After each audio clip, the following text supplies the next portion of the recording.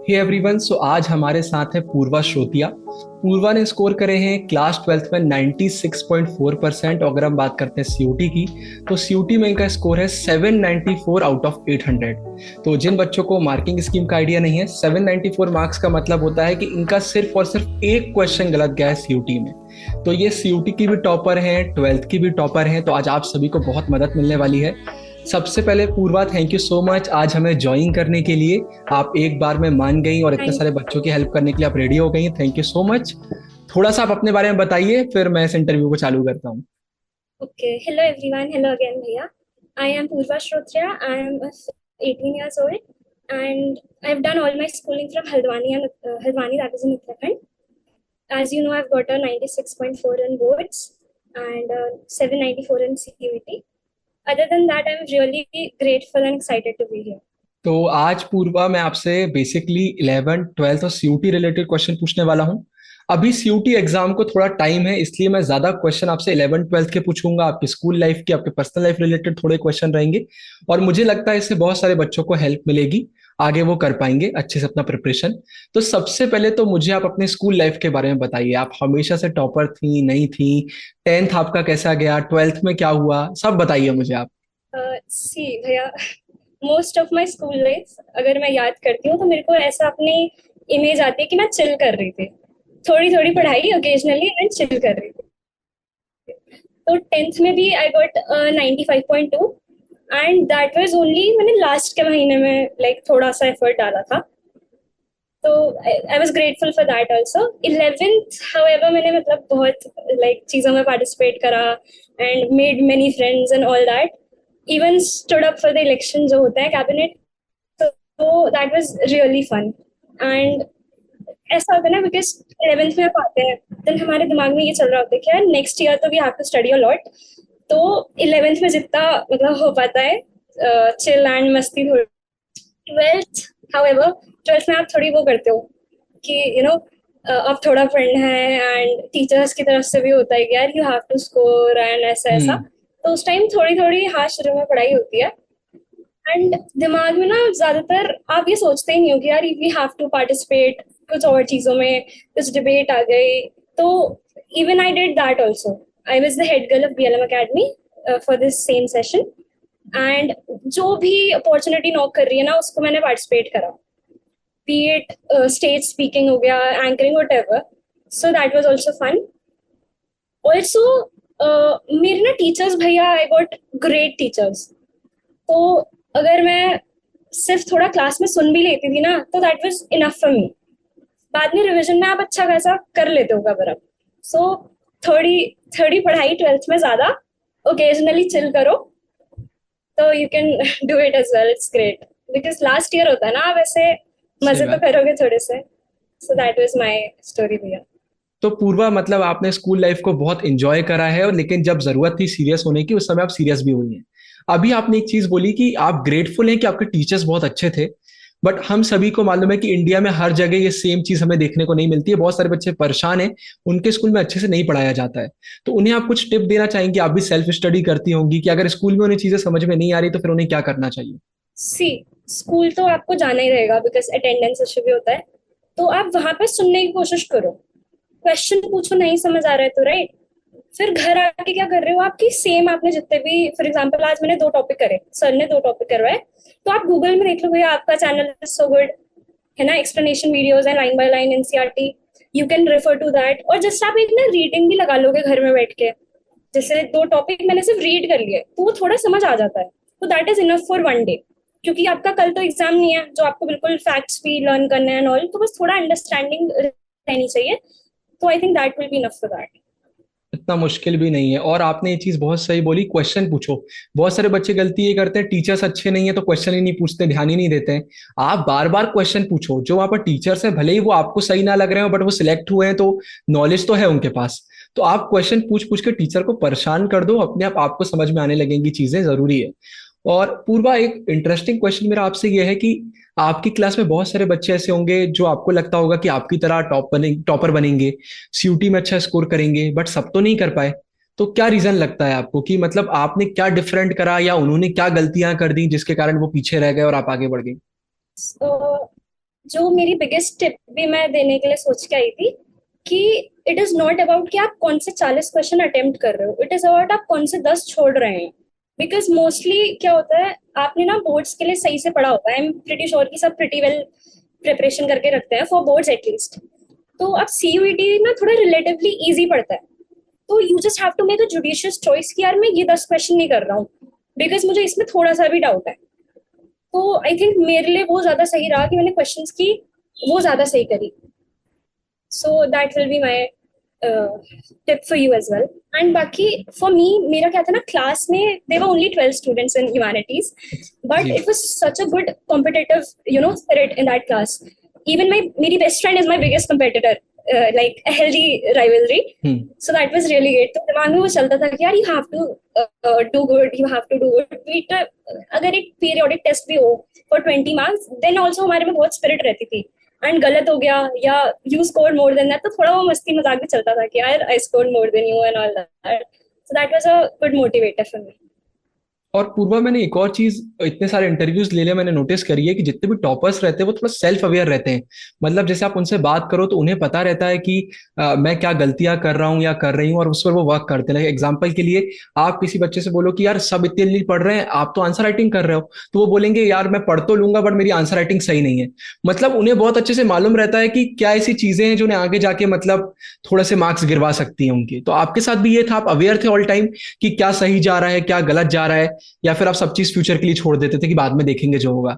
सी, जैसा आपने बोला अवेयर होना बहुत जरूरी है।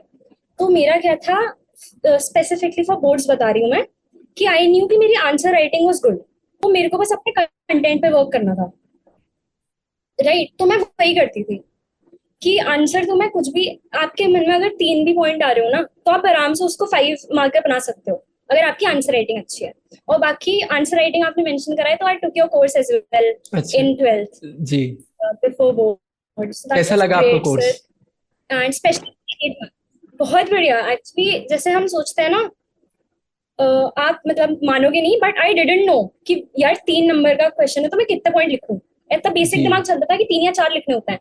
आपने बहुत बताया, आपने 2-3 तरीके बताए, जैसे कि 3 मार्कर में आप 6 लिख सकते हैं जस्ट टू बी सेफ, कि आपके हाफ हाफ करके फुल 3 नंबर आ जाएंगे। हम्म। सेम फॉर 8 नंबर, आपने बहुत चीज बताई, जैसे फ्लो चार्ट्स। बेसिक सबको पता रहता है कि यार फ्लो चार्ट बनाना होता है, इंट्रो देना होता है, बट वो number of points and structure आपने जो बताया, that was helpful for me as well. And बाकी भैया मैं झूठ नहीं बोलूंगी, आई वॉज सो इनकंसिस्टेंट कि मेरे को बहुत डांट भी पड़ी है, मतलब फ्रॉम माई अच्छा। टीचर्स एंड माई पेरेंट्स कि जी। यार आप एक दिन पहले क्यों पढ़ रहे हो, आप एक दिन पहले 17 आवर्स पढ़ रहे हो, उसका कोई फायदा नहीं है ना। आप अगर 2 दिन, आप 2 घंटा भी पढ़ोगे लगातार कुछ कुछ दिन, तो दैट विल बी गुड। तो मेरी गलती वही थी, जो मैंने थोड़ी सीवीटी में इम्प्रूव करने की कोशिश भी करी थी, मतलब। सो जी। या बस। तो ये आपका सीक्रेट था, बच्चों को धीरे धीरे मालूम चल रहा है, बहुत अच्छे से सुनिए। और पूर्वा ने कितना प्यारा पॉइंट रखा है, इसको आप सुनिए। जैसे इन्होंने कहा कि इनकी आंसर राइटिंग बहुत सही थी, तो इसका मैं आपको एक एग्जांपल देता हूं। मैंने अभी रिसेंटली देखा था, एक स्टूडेंट था जो बहुत ही डिटेल नोट्स बना रहा था, राइट, मतलब 2-2 3-3 पेज के नोट्स बना रहा था। दूसरी तरफ एक बच्चा था जो सिर्फ 5 पॉइंट 6 पॉइंट लिख रहा था। तो पूछा मैंने कि भाई क्यों कर रहे हो आप ये? तो लोग इतना अवेयर रहते हैं, उसने बोला कि मेरी आंसर राइटिंग अच्छी है तो बस मैं पॉइंट्स लिख रहा हूँ क्योंकि आंसर लिखते मुझसे बन जाएगा। और दूसरी तरफ दूसरे बच्चे ने बोला कि मैं इसलिए बड़े नोट्स बना रहा हूं क्योंकि मेरी आंसर राइटिंग अच्छी नहीं है। तो आपको देखना पड़ेगा कि आप में क्या वीकनेसेस हैं, क्या आपकी स्ट्रेंथ्स हैं, और उसके हिसाब से आपको काम करना पड़ेगा। अगर आप किसी को कॉपी पेस्ट करने लग जाओगे तो फिर आपको बहुत प्रॉब्लम होगी। इसके बाद पूर्वा, मैं आपको अपना एक पर्सपेक्टिव दे रहा हूं, आप मुझे बताइए ये सही है या फिर आप कुछ और सोचती हैं। अभी हमारी लाइव क्लासेस आ रही हैं, तो वहां पर मैंने बच्चों से बोला हुआ है कि हम आपको सबसे पहले बोर्ड का सिलेबस कराएंगे, सीयूटी का नहीं कराएंगे। क्योंकि मेरा ये पर्सनली मानना है कि अगर हम स्टार्टिंग से आपको सीयूटी कराएंगे, तो जैसे 12th में एग्जाम्पल के लिए हिस्ट्री में से 12 चैप्टर आ रहे हैं, सीयूटी में 15 आते हैं, तो वो 3 चैप्टर एक्स्ट्रा हो गए, आपका दिमाग अभी से घूमने लगेगा। तो मेरा ये कहना है कि बोर्ड्स पे आप बोर्ड्स का बहुत अच्छे से प्रिपरेशन कर लो, इतने अच्छे से कर लो कि एनसीईआरटी आपको फिर से करने की जरूरत ना पड़े। और इसके बाद जितना टाइम बचता है उसमें आप डिलीटेड चैप्टर्स आराम से कर सकते हो। ये मेरा एक पर्सपेक्टिव है, आपका क्या है? आपको क्या लगता है, पहले दिन से सीयूटी करना चाहिए, या अगर हम स्टार्टिंग में बोर्ड्स का अच्छे से करते हैं तो बाद में सीयूटी हो जाता है? नहीं नहीं, एग्जैक्टली भैया आपने बिल्कुल सही बताया। इवन मैं ये सोच के आई थी कि मैं ये मेंशन करूंगी, आप ना प्राइमरली फोकस अपना पूरा बोर्ड्स पे रखो। बिकॉज आप ना कितना भी कह लो कि बोर्ड्स मैटर नहीं करते, but they do. Tie breaker में बोर्ड्स के ही मार्क्स लगेंगे आपके, नो मैटर आपका कितना भी स्कोर है। तो बोर्ड्स की प्रिपरेशन अच्छे से करो, क्योंकि ना आप बोर्ड्स की प्रिपरेशन 8 मार्कर लिखने के लिए, 6 मार्कर्स लिखने के लिए करते हो, तो वो डिटेल्ड रहता है, तो वो आपके एमसीक्यू में, सीयूईटी में आगे जाके हेल्प करेगा, है ना। एंड अब तो जैसे आई थिंक पैटर्न थोड़ा चेंज हुआ है कि कॉम्पिटेंसी बेस्ड एमसीक्यू ज्यादा आते हम्म। हैं, so that will be helpful for you as well CUET के लिए। तो बोर्ड्स के लिए प्रॉपर पढ़ो, एंड पहले ही ये मत सोचो कि मेरे को 19 चैप्टर करना है, इसके ये करना है, चिल करो, थोड़ा होता रहेगा, थोड़ा थोड़ा करो, बोर्ड्स के लिए ज्यादा करो, क्योंकि ना बाद में यू गेट टाइम, अगर आपको 1 और 1.5 महीना भी मिलेगा तो that will be more than enough, surplus रहता है। बिल्कुल सही। और मैंने ये चीज भी नोटिस करी है, बच्चे इतना कंफ्यूज्ड हैं, उन्हें लगता है कि सीयूटी बोर्ड्स बहुत डिफरेंट है, जबकि रियलिटी ये है कि पूरा एनसीईआरटी से बोर्ड आता है, पूरा एनसीईआरटी से सीयूटी आपका आता है। और आपने एक चीज बहुत सही कही कि ट्वेल्थ के मार्क्स मैटर करते हैं, मतलब लाइफ में भी करते हैं, और मेरा ये मानना है साइकोलॉजिकली भी करते हैं। मतलब अगर आप साइकोलॉजिकली वे में देखें तो जो बच्चे बोर्ड्स में अच्छा स्कोर करते हैं वो अपने आप मोटिवेटेड फील करते हैं सीयूटी में अच्छा परफॉर्म करने के लिए, क्योंकि एक कॉन्फिडेंस अंदर से आ जाता है कि भाई जो मेहनत करी उसका रिजल्ट भी आया है। तो ये फैक्टर्स भी रहते हैं। अच्छा, आप इसी से रिलेटेड क्वेश्चन है कि आपके साथ भी ऐसा होता होगा, कभी कभी आप फेलियर से भी डील करती होंगी, कि आपने जो एक्सपेक्ट करा वो नहीं हो पाया, तो आप उससे कैसे डील करती थी? यस, इसको मैं भैया बताना चाहूंगी कि I actually gave CLAT as well, जो लॉ का अच्छा। रहता है हम्म। In this, hmm. उसमें I only secured the rank of 6427, and that was a shocker for me. Hmm. यार इस रैंक पे that was not a good rank, है ना, तो इस रैंक पे आप उम्मीद नहीं कर सकते कि you could even get into the lowest NLU. तो उस टाइम थोड़ा वो, उसका पीटीएसडी अभी तक है मुझे कि क्लाइंट में नहीं कर पाए ज्यादा। तो बट कोई नहीं यार, हो गया, इट्स ओके, उसको मूव ऑन करो, आप आगे सीवीटी देना, आगे बोर्ड्स देना है। इवन पता है client taught me a lot of things. जैसे क्लाइंट को ना मैंने थोड़ा ऐसे ही लिया कि यार ये तो हो जाएगा, ये तो एमसीक्यूज वाला है, एंड मेरी reasoning, logical reasoning, critical and English passage मेरे से हो जाते थे, तो आई वाज लाइक ये तो मैं कर लूंगी। एंड वहां जाके थोड़ा ना आप हो जाते हो, ओवरवेलम हो जाते हो कि यार ये तो आ ही नहीं रहा है, यार ऐसा हो रहा है, टाइम जा रहा है, बगल में बच्चे दिख रहे होते हैं इतने तेज करके। तो that was one of my failures, जिसने मेरे को बहुत कुछ सिखाया। तो वही मैंने सीवीटी में लगाया कि भाई इसको आप ऐसे मजाक तो मतलब मत समझो, एंड अच्छे से प्रिपेयर करो, अपना बेस्ट दो। ये आपने किया सीयूटी, मतलब बहुत चीजें आपको सिखाई। और देखो, मतलब मेरे हिसाब से तो 99.9% बच्चे अगर क्लैट में इतना स्कोर करते तो फिर वो सोचते कि हम तो कुछ नहीं कर पाएंगे आगे। पर ये आपको नहीं करना है। मैंने इतने सारे इंटरव्यूज लिए, बहुत सारे ऐसे आए हैं जिन्होंने मतलब एग्जाम्स वगैरह दिए, उसमें उन्हें अच्छे मार्क्स स्कोर नहीं करे, बट उन्हें हार नहीं मानी और वो आगे बढ़े। और पूर्वा, आपको क्या लगता है कि मतलब आपने जैसा कहा कि स्कूल लाइफ आपकी बहुत मतलब अलग अलग तरीके से रही है, कभी आपने पढ़ाई करी, कभी आपने इवेंट्स में पार्टिसिपेट करा, तो कोई आपको ऐसा मोमेंट याद आता है जब आपको लगा कि उस दिन से आपकी लाइफ चेंज हो गई? मतलब कुछ आपको उस दिन लेसन मिला या फिर कुछ हुआ जिसके बाद आपको ऐसा लगा कि यार अब तो कुछ करना पड़ेगा? हाँ जी, तो ऐसा था कि एक पीरियोडिक टेस्ट का, if I am not wrong, result आया था, एंड उसमें मेरी रैंक क्लास में थर्ड थी। तो that was even a shocker कि यार ये क्या, मतलब पढ़ाई नहीं था। तो मैंने हम्म। वही उसे चिल में लिया, यार ये तो कर लेंगे, एंड ये तो मैटर भी नहीं करता। बट वो जो 2 चैप्टर्स आप अगर उस टाइम अच्छे से कर लेते ना, तो वो आगे तक आपके लिए प्रिपेयर हो जाते। तो वो थोड़ा था। तो उसके बाद ना मेरे सर ने, एक्चुअली क्लास टीचर ने बहुत जी। सही बात बोली थी मेरे को, कि क्या कहते हैं, जब आपको पता है कि आपका पोटेंशियल है, तो hmm. Why are you not living up to that, और आप प्रिपेयर ही नहीं कर रहे हो। तो मैंने उनसे बोला था कि सर, टू बी ऑनेस्ट मैंने नहीं पढ़ा था, and I just came to give this test. तो उन्होंने बहुत सही बताया था। एंड कई ऐसे ना बहुत मोमेंट्स होते हैं, और स्पेशली मैंने आपको बताया कि मैं हेड गर्ल थी, हम्म। तो जब हम्म। मैनेज करना होता है ना इतना सारा, तो आप ओवरवेल्म हो जाते हो कि यार क्या करें, बच्चे सुन नहीं रहे होते हैं। तो उस टाइम पे ना थोड़ा करना पड़ता है अपने आप को कि यार नहीं, you have to take authority and you have जी। To make this happen. पूरी काउंसिल को आपको वो संभालना होता है। तो उससे बहुत कुछ सीखी हूँ मैं। और आप हेड गर्ल थी, तो जितना मेरा मानना है कि जो भी ऐसी पोजीशन पर रहता है उसे प्यार भी बहुत बच्चे करते हैं, लेकिन हेट भी बहुत मिलती है। तो आप हेट से कैसे बहुत, डील करती थी? Actually this was one of my trauma of the class 12, जी। कि एक्चुअली मैं खड़ी हुई थी, तो आई वाज मैं निर्विद्रोही जी थी, मेरे अगेंस्ट कोई हम्म। खड़ा ही नहीं हुआ। अच्छा अच्छा अच्छा। तो दैट जी। वाज, जी, तो अब I could have step down कि यार I don't want to do this, और ये तो मतलब ऑप्शन ही नहीं हुआ उनके पास, राइट, चूज करने जी। का। तो I wanted to even, but मैं नहीं करा। मैंने कहा कि यार सिर्फ लोगों के जजमेंट से मैं अगर स्टेप डाउन कर जाऊं तो दैट वुड बी गुड। तो मैं नहीं करा था। तो जी इसलिए थोड़ा कई बच्चे अप्रिशिएट करते हैं कि यार गट्स है भाई, she stood up and she didn't give in. कई बच्चे वो भी करते हैं कि यार आप तो अकेले रेस में दौड़ के जीत गए एंड ऑल दैट। तो बट इट्स ओके, सब ना, सब लास्ट में आपको अप्रिशिएट ही करेंगे जब आपको याद करेंगे ना थोड़ा, क्या इनने ऐसा करा था और इनके साथ ऐसी ऐसी कॉन्वर्सेशंस रही थी। तो I think that was it for the head. और एक पर्सपेक्टिव ये भी हो सकता है कि आप मतलब इतनी स्ट्रांग थी कि कोई और खड़ा ही नहीं हुआ, वो डर गया कि भाई क्या मतलब है हारने का। ये भी पर्सपेक्टिव एक हो सकता है। और आपका फ्रेंड सर्कल कैसा था? Friend circle was great actually. मेरी, जैसे मैंने बेस्ट फ्रेंड बोला, she was my biggest academic rival. And हम ना बहुत सिखाते भी थे एक दूसरे को। हम्म। अब हमारा क्या था कि मतलब we both scored pretty well and answers class में भी सही देते थे, बट हम बातें बहुत करते थे। साथ में हम्म। बैठ गए तो मतलब बातें रुकती नहीं। तो टीचर्स जी ने सबसे अच्छा काम ये करा कि हमें अलग अलग करवाया, कि मैं अगर वाले कोने में बैठूंगी तो बिल्कुल अपोजिट ऑल्टरनेट बैठेगी मेरे। तो कभी कभार you have to do this. And friends मेरे मतलब बहुत अच्छे रहे हैं, ऐसा नहीं है। They have pushed me through everything. And even head girl के लिए उन्होंने मेरे को बहुत मोटिवेट करा कि नहीं नहीं यार, यू शुड डू इट, ऐसा ऐसा। एंड इवन बोर्ड्स के time I remember getting a call from a friend. And उस time I started crying because I was so panicked and इतना स्ट्रेस हो रहा था। तो he calmed me down. So that was good. तो friends ना, भले ही मेरे फ्रेंड्स तीन सारे हैं यार, वो भी आई एम थोड़ा एग्जैजरेट करके बोल रही हूँ, मैं तीन ही है। तो जी। पर वो आपका क्वालिटी मैटर करती है फ्रेंड्स की।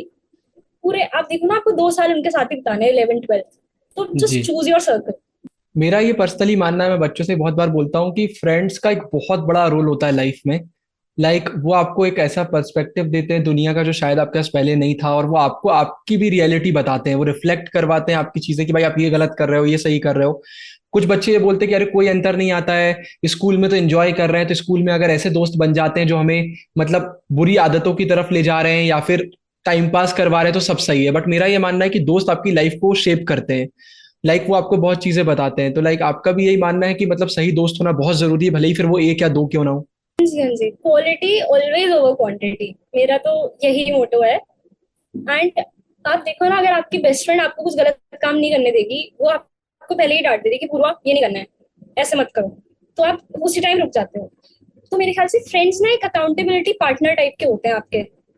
सही भले बात। ही आपने लीगली उन्हें कॉन्टैक्ट नहीं करा है, बट वो आपके जी। पीछे होंगे भाई, टू लुक आफ्टर यू, और आपको गलत काम नहीं करने देंगे most of the time. So that is why friends मेरे ख्याल से तो बहुत इंपॉर्टेंट है, इवन इफ वो एक ही हो। मैंने नोटिस करा है जितने भी टॉपर्स के इंटरव्यू लिए हैं और मेरी बात भी होती है, वो सब ये फ्रेंड्स के बारे में जरूर बोलते हैं। और मैं भी ग्रेटफुल हूँ कि मुझे लाइफ में कुछ ऐसे दोस्त मिले हैं जिनसे मैं सब कुछ शेयर कर सकता हूँ। और वो आपको बहुत बहुत चीज सिखाते हैं। और स्कूल एक मौका होता है, इसके बाद फिर आप जब कॉलेज में जाते हो तो आप देखते हो वहाँ बहुत ग्रुपिज्म चल रहा है, सब अपनी अपनी लाइफ में बिजी हैं। तो वहां पर वो दोस्त बनना मुश्किल हो जाते हैं जो स्कूल में बनते हैं। और फिर ऊपर से अगर आपके, मेरा ये पर्सनली मानना है कि अपोजिट जेंडर के फ्रेंड्स हैं तो आपको एक और पर्सपेक्टिव समझ में आता है दुनिया के बारे में, जो शायद इतने समय से आपको नहीं आ रहा था। और आप मुझे ये बताइए पूर्वा कि आप पढ़ती कैसे थी? मतलब जैसे अगर आपको आज हिस्ट्री का एक चैप्टर कंप्लीट करना है या किसी भी सब्जेक्ट का करना है तो आप कैसे करती थी? ओके सो भैया, मैं ना ज्यादातर आपकी बोली हुई बातें रिपीट करने वाली हूँ, क्योंकि वो मैंने जी फॉलो जी। करी थी। जी। सो जैसे आप बोलते थे कि यार एक तो ना, don't run after cheap satisfaction. Hmm. आप एक ही टॉपिक करो पर अच्छे से कर लो, कि वो आपको आगे जाके वापस ना करना पड़े कि यार ये मेरा हुआ नहीं सही से। तो कितना, अब देखो हिस्ट्री का ना चैप्टर्स एक, अगर आप पूरा स्क्रैच से बैठ रहे हो करने शुरू से, 8-9 आवर्स लगते थे मुझे। And that was so stressful कि यार ये तो चैप्टर ही नहीं होके दे रहा है, अभी तो 4 ही टॉपिक्स हुए हैं, अभी तो पूरा चैप्टर बचा है। कोई बात नहीं, 2 दिन लगा लो एक चैप्टर में, है ना। लेके बैठो उसे एंड एक्सप्लेनेशन वीडियो लगा दो। जैसे कि अब ना ज्यादा इतना टाइम तो नहीं होता है कि यार आप बुक भी बाबा एनसीईआरटी रीड भी करें हम्म। फिर एक्सप्लेनेशन वीडियो देखें। तो वो डबल डबल करने से अच्छा आप एक्सप्लेनेशन वीडियो वही वाली लगाएं जिसमें एनसीईआरटी की लाइन बाय लाइन हो रही है। तो again your channel for history, Dev भैया पढ़ाते, गुरु भैया पढ़ाते हैं। नो, यू आर देव गुरु, भैया। बेसिकली। सब कंफ्यूज होते हैं, आप सो अकेली नहीं देव है। भैया फन भी कराते हैं, बीच में फन भी कराते हैं वो, जी। लाइन बाय लाइन चलते हैं। तो आपकी एनसीईआरटी कवर हो रही है उससे। साथ साथ में थोड़े नोट्स बना लीजिए, शॉर्ट ही बना लीजिए। जैसे मैं आप कह रहे थे ना आंसर राइटिंग की जरूरत है, पूरा सेंटेंस फ्रेम करने की जरूरत नहीं है। छोटे छोटे शॉर्ट्स नोट बना के रखो, और थोड़े ना मतलब मैं ये नहीं कह रही हूँ कि बिल्कुल सुंदर राइटिंग में लिखना है आपको, सारे कलर्स यूज कर दो, बट थोड़ा देखने लायक तो होना चाहिए हाँ, ना, कि देखने मैं अगर लायक होना बाद में चाहिए। पढ़ने का मन करे कि यार समझ आ रहा है क्या लिखा है, तो वही। और बाकी हिस्ट्री स्पेसिफिकली मैं बताऊं तो मैं यही करती थी, एक्सप्लेनेशन वीडियो देख ली, बीच बीच में शॉर्ट नोट्स बनाए, एंड लास्ट में आपकी है ही फंसना पक्का इसका सीरीज, पक्का है तो जी। एंड यहाँ पे आपका चैप्टर डन हो जाता है फॉर बोर्ड्स। मतलब वाली वीडियो आपने बहुत अच्छे से देखी थी, चीप सेटिस्फेक्शन वाली। और जी, कुछ बोल सारी रही हैं भैया, आप? इवन जो आप रूटीन वाली बनाते थे कि जी। अब क्या करें, एंड आपकी वो जो रेड वाली वीडियोस आती थी स्पेसिफिकली, उनका जी। नोटिफिकेशन जी। रेड 5 मिनट्स की होती थी, बट दैट वाज गुड भैया। जी नहीं, वो जो वीडियो है वो मुझे इसलिए अच्छा लगा क्योंकि जो चीप सेटिस्फेक्शन वाली वीडियो है, हम लोग, मैं जैसे पूरा पहले लिखता हूँ फिर वीडियो बनाता हूँ कि कुछ मिस ना हो जाए। तो देव का कहना था यार ये पॉइंट बहुत बच्चों को बुरा लग सकता है, बट मैंने बोला नहीं, इंपॉर्टेंट पॉइंट है क्योंकि बहुत सारे बच्चे बस यही चाहते हैं कैसे भी करके चैप्टर हो जाए। तो वो सही है। और जो आप नाम में कंफ्यूज हुई, आप अकेली नहीं है, मुझे अभी एकदम से इंसिडेंट याद आया। मेरे स्कूल में सारे टीचर्स मुझे देव बुलाते हैं, और मेरे भाई देव को गुरु बुलाते हैं। वो हम लोग ट्विंस हैं, बिल्कुल सेम नहीं दिखते, लेकिन फिर भी वो ट्विंस के चक्कर में लोग कंफ्यूज होते हैं। मेरी एक टीचर थी, वो मुझे 4 से 5 साल पढ़ाई और आखिरी दिन में बोलती है कि मुझे आज मालूम चल रहा है कि तुम्हारा नाम गुरु है और उसका नाम देव है। तो ये बहुत कॉमन है हम लोगों के साथ। और पूर्वा, आप मुझे ये बताइए कि मतलब आपका डेली रूटीन क्या रहता था, लाइक कुछ ऐसी एक्टिविटीज या आपकी हैबिट्स थी, हॉबीज थी जो आप फॉलो करती थी? क्या आपका डेली एक हैबिट रहती थी? हाँ, तो ट्वेल्थ अगर मैं बोलूँ ना, तो शुरू में तो I was so non productive, आप किसी सेंस में पूछ लो, considering health, considering sleep cycle, कुछ भी। उसके बाद आप अपलोड करते हो एक वीडियो की यार you have to make a routine, and वो हम्म। रिचुअल्स वाली, अगर आपको याद हो कि मॉर्निंग हाँ। रिचुअल्स बनाओ, बेड टाइम रिचुअल्स बनाओ, तो वो मेरे ख्याल से ना, वो इनफ मोटिवेशन था मेरे लिए टू स्टार्ट इट। तो मैं सुबह थोड़ा जल्दी उठना, रात को थोड़ा टाइम पे सोना, 11, इवन 11 भी बज रहा है तो दैट्स ओके, अगर आप एक हम्म। हैबिट बना लो, है ना।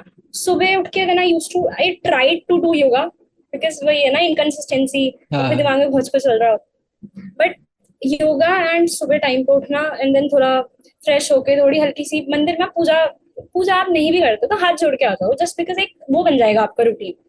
उसके बाद पढ़ने बैठो आप आराम से, कोई दिक्कत नहीं है। अभी आपका मन नहीं है, थोड़ा ब्रेकफास्ट करके फिर बैठ गए खाने पढ़ने, फिर एक वीडियो देख दी, ज्यादा से ज्यादा एक एक्सप्लेनेशन वीडियो लगा दी। आपके हाथ में नोटबुक नहीं है अभी, आप बस लगा दो कि यार वो चल रहा है तो मैं ऑक्यूपाइड हूँ अभी इस वीडियो में, हम्म। इस एक्सप्लेनेशन को देखने में, वही रहता था। बाकी भैया ऐसा ज्यादा कुछ तो नहीं करा, मतलब एज सच हॉबीज और हैबिट्स में।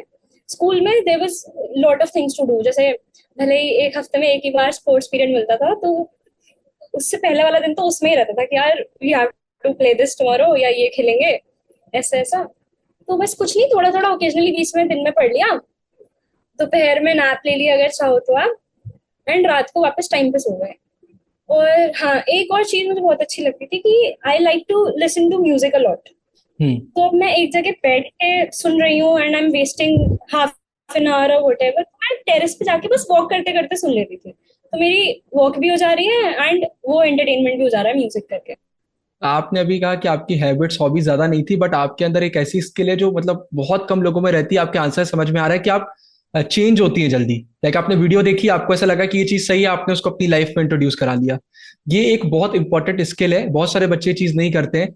मतलब उन्होंने बोला यार वो मॉर्निंग रिचुअल वाली वीडियो देखी, चलो हटाओ, अपने से नहीं होगा, बट आपने तुरंत अगले दिन से ही उसको अपनी लाइफ में इंट्रोड्यूस कर लिया। और जिन बच्चों ने वो वीडियो नहीं देखी, मैं शॉर्ट में आपको बताना चाहूंगा, बहुत इंपॉर्टेंट चीज है, मैं तो हमेशा फॉलो करता हूँ। सुबह उठकर 2 से 3 काम आपके ऐसे होना चाहिए जो आप करोगे ही करोगे। जैसे मैं आपको अपना बता देता हूँ, मेरी हैबिट है, मैं उठ के पढ़ता ही हूँ, मुझे 5 पेज 10 पेज किसी भी बुक के पढ़ना ही है। ये हैबिट से होता है कि अब आपकी आदत बन जाती है कि अब उठ के पढ़ना ही है और कुछ आपको सोचना नहीं है। आपको पता भी नहीं चलता है, चीजें अपने आप आपकी धीरे धीरे इंप्रूव होने लग जाती हैं, आपकी स्किल्स डेवलप हो जाती हैं। अब बस मेरे आखिरी 2 क्वेश्चन है पूर्वा आपसे। क्वेश्चन नंबर 1, हम सब इंटरव्यू से पहले एक रात पहले सोचते हैं कल क्या आंसर करेंगे, कैसा होगा, क्या होगा। तो आपने बहुत सारे आंसर ऐसे सोचे होंगे जो मैंने क्वेश्चन पूछे ही नहीं। तो मैं चाहूंगा वो आप बता दीजिए कि ऐसी क्या चीजें हैं आपके अंदर जो आप सोच रही थी और आप बताना चाहती हैं बच्चों को। हाँ जी, तो एक चीज तो ना कि आपने जैसे स्मॉल विक्ट्रीज भी होती हैं, स्मॉल आप छोटी हम्म। छोटी सक्सेस मिलती है, जैसे कि पीरियोडिक टेस्ट में फर्स्ट आ गई, या फिर पीरियोडिक टेस्ट में प्री बोर्ड में आई स्कोर्ड अ लॉट। तो ना अपने आप को हम्बल डाउन एकदम कर लिया करो कि हाँ अभी हम्म। हुआ है, अभी हम्बल डाउन कर लिया। तो ये हम्बलिंग डाउन में ना मेरे पेरेंट्स ने बहुत मतलब रोल साझा करा है। They know how to humble me down in a second. तो वो कभी ना चढ़ने नहीं देते दिमाग पे कि अच्छा ज्यादा हो रहा है आपका, ज्यादा नंबर आ गए तो ज्यादा आप ऊपर चढ़ रहे हो। तो हम्बल डाउन रहना मेरे ख्याल से वो। एंड थोड़ा ना भैया मैं कहना चाहती हूँ, थोड़ा चिल करो।